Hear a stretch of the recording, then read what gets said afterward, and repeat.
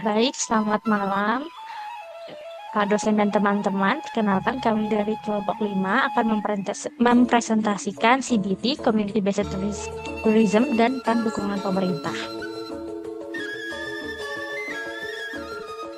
Anggota kelompok kami yaitu saya sendiri, Zoya dengan NIM akhir 039, bersama rekan saya Bayu dengan NIM akhir 041, dan Ivon dengan NIM akhir 042. Baik, sebelumnya saya akan mempresentasikan mengenai community-based tourism, di mana sebagai pendekatan pariwisata berkelanjutan, CBT ini menempatkan masyarakat lokal sebagai aktor utama dalam pengelolaan destinasi wisata dengan fokus pelestarian budayanya. Contoh penerapan di Indonesia ini sudah cukup banyak, tapi salah satu yang kita angkat pada hari ini yaitu mengenai Subak Jatiluwih Bali yang mengintegrasikan sistem irigasi tradisional dengan aktivitas pariwisata. Jadi ini sebenarnya hanya sebuah sistem irigasi, tapi karena populer, karena kerapiannya, dan juga terstruktur dengan baik menjadi daya tarik untuk pariwisata. Meskipun menghadapi tantangan seperti kurangnya kesadaran masyarakat dan konflik kepentingan, CBT memiliki potensi besar dalam meningkatkan kesejahteraan lokal, melestarikan tradisi, menciptakan pariwisata berkelanjutan, dan bertanggung jawab. Berikut ada video mengenai Jatiluwih Race Camps.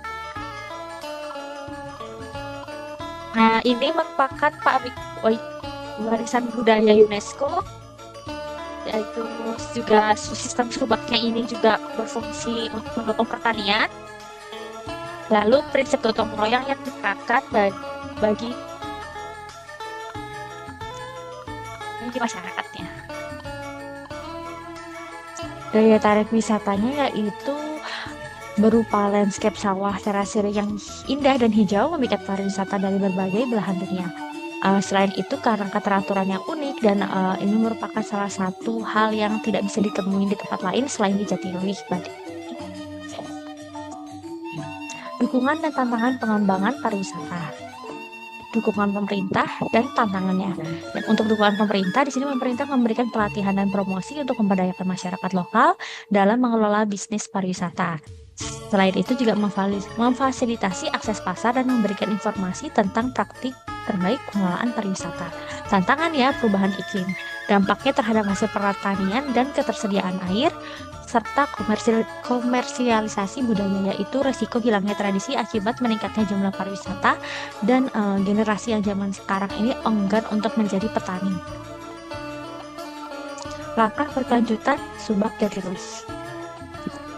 Ada pelibatan masyarakat lokal, peningkatan kesadaran, dan kolaborasi pemangku kepentingan seperti antara masyarakat, kelompok komunitas, pemerintah, dan organisasi untuk menjaga keseimbangan antara pengembangan pariwisata dan pelestarian budaya serta lingkungan.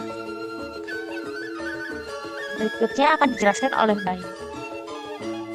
Oke, selamat pagi, siang, sore, malam semuanya. Sekarang saya akan menjelaskan mengenai dampak sosial ekonomi yang terjadi akibat adanya pengelolaan di Jatiluwih ini. Jadi next. Baik, jadi Jatiluwih atau Subak Jatiluwih ini untuk saat ini sudah dikelola oleh badan khusus yang dibentuk oleh perangkat desa adat Jatiluwih bernama Badan Pengelola Daya Tarik Wisata Jatiluwih. Organisasi ini juga mengelola pendapatan dari tiket masuk untuk pengembangan komunitas dan biaya ritual adat. Next. Apa aja sih yang dilakukan oleh pengelola daya tarik wisata Jatiluwih ini? Yang pertama, mereka bisa back. Ya, jadi yang pertama mereka memberlakukan adanya tiket masuk untuk pengunjung. Nah, tiket distribusi ini range harganya bervariasi, dibedakan berdasarkan tamu domestik dan juga tamu mancanegara. Berkisar harganya yang untuk yang domestik itu dewasa 15.000 per orang dan anak-anak 5.000 per orang. Kalau untuk yang mancanegara itu untuk dewasa harganya 50.000 dan untuk anak-anak 25.000. Lalu selain itu mereka juga memiliki beberapa layanan yang bisa berupa paket yang bisa ambil oleh pengunjung seperti melakukan trekking atau menyewa sepeda listrik, dan juga ada restoran, bisa tinggal di sana di homestay-nya, dan beberapa aktivitas-aktivitas lain. Lalu yang berikutnya yaitu mereka juga rutin mengadakan event yang bernama Jatiluwe Festival yang dilakukan tahun sekali, yaitu pada masa panen di pertengahan tahun sekitar bulan Juni-Juli, yang bertepatan juga dengan panen raya untuk beras merah. Next. Nah, dari sekian banyak hal yang dilakukan oleh Badan Pengelola Daya Tarik Wisata ini tentu akan menimbulkan dampak ekonomi ya untuk masyarakatnya itu sendiri. Nah, dari pemberlakuan CB ini yang dilakukan oleh Badan Pengelola Daya Tarik Wisata Jatiluwe itu memberikan beberapa manfaat dari sektor ekonomi untuk masyarakat lokalnya, di mana memanfaatkan sumber daya alam dan budaya sebagai daya tarik wisata di tempat tersebut. Pendapatan rumah tangga masyarakat mengalami peningkatan secara signifikan, yang mana dana tersebut dialokasikan untuk pendidikan, wisata, dan dasar. Selain itu, CBT menciptakan lebih dari 200 lapangan kerja baru di berbagai sektor, seperti akomodasi, pemandu wisata, kerajinan tangan, dan juga mengurangi pengangguran. Berdasarkan informasi dari jurnal yang kami peroleh yang ditulis oleh Prianto et al. Dan juga Tanjung et al. Next. Sekarang kita membahas mengenai dampak sosial CBT yang diterapkan di Jatiluwe. Nah, CBT di Subak Jatiluwe ini juga memiliki dampak yang positif untuk masyarakat, di mana masyarakat saat ini setelah terdorong untuk melestarikan budaya dan juga tradisi lokal melalui promosi upacara adat, tarian, dan juga kerajinan tangan yang memperkuat identitas dari mereka. Partisipasi dalam pengelolaan pariwisata juga meningkatkan kesadaran akan pentingnya menjaga lingkungan, mendorong praktik berkelanjutan seperti pengolahan sampah, pelestarian keanekaragaman hayati, dan pemeliharaan kebersihan. Berdasarkan jurnal yang ditulis oleh Astuti dan Supriyadi serta Widya Stuti et al. Next. Baik, dan penjabaran pengelolaan CBT melalui Badan Pengelola Daya Tarik Wisata Jatiluwe dan juga dampak ekonomi sosialnya. Selanjutnya mengenai tantangan dan strategi dibahas oleh Ipon. Terima kasih.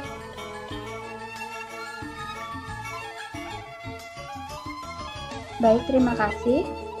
Apakah suara saya sudah terjelas? Baik, di sini saya akan melanjutkan tentang tantangan dan strategi CBT di Jatiluwe, Bali. Baik, mungkin bisa di next. Nah, tantangannya setelah kita sudah tahu tentang dampak sosial, dampaknya, manfaatnya. Nah, di sini ada pun tantangannya, yaitu pengelolaan berkelanjutan. Pengawasan terhadap dampak negatif pariwisata seperti tekanan pada sumber daya alam dan sistem irigasi tradisional Subak dibutuhkan evaluasi berkala untuk menjaga keseimbangan antara pariwisata dan pelestarian lingkungan. Jadi di sini perlunya dukungan dari pemerintah untuk secara berkala melakukan evaluasi apa yang kurang benar sehingga dapat diperbaiki kemudian hari.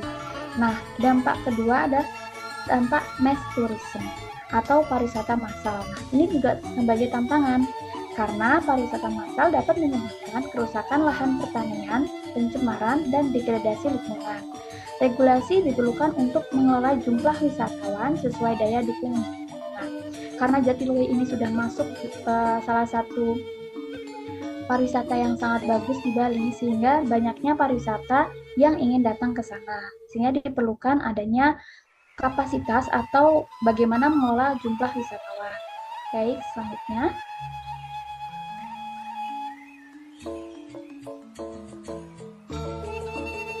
Nah, pelestarian budaya lokal. Pengembangan pariwisata dapat mengancam tradisi lokal. Nah, ini perlunya keterlibatan masyarakat dalam pengambilan keputusan untuk menjaga nilai budaya dan meningkatkan rasa tanggung jawab. Ketika pariwisata Jatiluwe ini sudah terkenal dan sudah masuk UNESCO, sehingga tradisi lokal ini penting dijaga kelestariannya agar tidak luntur dengan budaya-budaya lain. Nah, keterlibatan masyarakat, edukasi dan pelatihan diperlukan agar masyarakat lokal memiliki keterampilan manajemen pariwisata. pelatihan meningkatkan kapasitas mereka dalam mengelola pariwisata secara mandiri dan berkelanjutan. Nah, baik, next. Nah, di sini evaluasi dan pengawasan. Jadi perlu monitoring dampak pariwisata dari aspek lingkungan, sosial, dan ekonomi. Diperlukan untuk mengidentifikasi masalah dan bisa mengoptimalkan manfaatnya di kemudian hari. Nah, di sini kita lihat ya adanya kebijakan dan regulasi. Jadi perlu pemerintah maupun masyarakat lokal harus ada kebijakan dan regulasi. Karena jumlah wisatawan, aktivitas yang turisme itu harus dikelola dengan baik. Dan pengelolaan sumber daya alam juga harus dikelola dengan baik. Jadi keterlibatan masyarakat dalam perumusan kebijakan memastikan keterlimaan dan efektivitas regulasi. Nah, jadi memang di sini masyarakat lokal maupun pemerintah harus turut ikut serta membantu ya. Oke, baik. Selanjutnya di sini akan dijelaskan oleh rekan saya yaitu Kak Baju. Terima kasih. Jadi sekarang kita masuk ke salah satu hal yang kontroversi di Jatiluwe ya, karena tadi Yvonne sudah membahas mengenai tantangan. Nah, sekarang ada satu hal kontroversi yang dilakukan oleh pengelola Jatiluwe, di mana mereka mengadakan atraksi sinar laser setiap waktu dan juga malam minggu malam dan malam Sabtu. Nah, kenapa? Karena pertama kita bedah dulu permasalahannya kenapa bisa ada atraksi ini. Karena yang pertama diawali dari pemilik restoran itu mengeluhkan bahwa mereka sepi pengunjung pada malam hari, sehingga Badan Pengelola Jatiluwe ini memiliki inisiatif untuk membuat satu terobosan, yaitu dengan mengadakan sinar laser di malam hari. Jadi ada pertunjukan di malam hari yang mana laser itu disorot ke area pesawahan. Dan untuk target sendiri dari manajemen itu menargetkan bahwa dengan adanya atraksi sinar laser ini akan ada tambahan pengunjung pada malam hari sebanyak 30%. Nah, tapi hal ini tetap menjadi pro kontra karena masyarakat, ya khususnya masyarakat Bali secara umum, itu menganggap bahwa hal ini tidak sesuai nih dengan konsep wisata alam dan budaya yang justru menjadi ciri khas dari Jatiluwe. Ada juga yang beranggapan bahwa sinar laser ini akan mengganggu pertumbuhan padi. Tapi ini baru saja dijalankan kurang lebih 3 bulan ke belakang, dan tentunya dari manajemen saat ini sedang melakukan evaluasi juga ke depan. Jika memang dianggap mungkin ada dampak yang ditimbulkan padinya dan emang tidak sesuai dengan target ini, kan mungkin ini akan di stop gitu atraksinya. Tapi kalau misalkan ternyata lumayan targetnya tercapai, terus juga tidak ada pengaruh di sini, dan juga lumayan menambah referensi wisata kita di Bali, karena agak jarang juga ada atraksi laser di Bali. Jadi ini juga suatu terobosan yang bagus. Kita tunggu aja nanti bagaimana evaluasi dari manajemen. Oke, sekian mungkin dari kami terkait dengan penerapan community based tourism dan peran dukungan pemerintah yang kami ambil studi kasus daya tarik wisata Jatiluwe. Jika ada salah-salah kata, kami mohon maaf. Terima kasih atas perhatiannya. Kami dari kelompok 5 pamit undur diri. Terima kasih.